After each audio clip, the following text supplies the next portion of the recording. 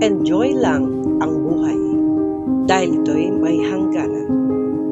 Wala kang pag-aari dito sa mundo.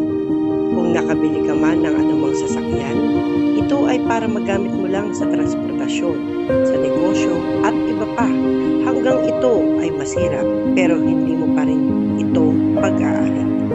Kung nakapag-asawa ka man, abay maswerte ka dahil may makakasama ka habang ikay nabubuhay.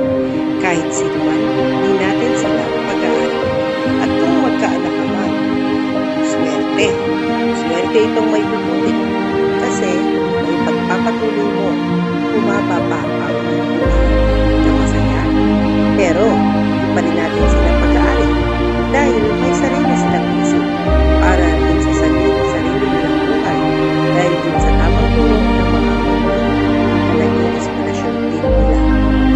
Kung may pera ka man, magagamit mo lang yan habang ikaw ay nabubuhay. Yan ay dahil din sa mga diskarte mo sa buhay.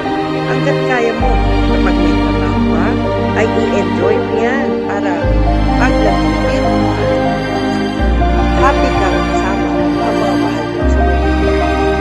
Samantalahin mo ito at nang di mawaliwala ang moment nito dahil walang kwenta kung sa patay mo sa share ang last moment mo.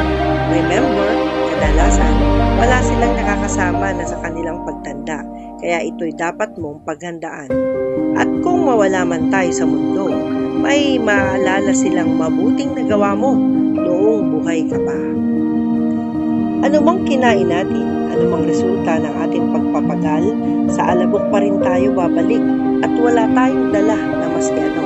Pero tandaan mo at isipin kung naging mabuti ka bang tao nung ikaw ay buhay pa. Anumang meron tayo ngayon, hindi ito nananatiling atin, lalo na kung wala na tayo, dahil mawawala ang lahat ng ito sa takdang panahon.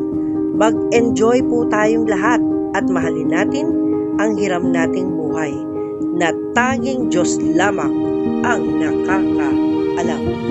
Enjoy mong mamuhay sa mundong ito dahil anumang meron tayo ngayon, hindi natin ito pag-aari. Mag-iwan tayo ng magandang alaala kung tayo'y pumanaw man.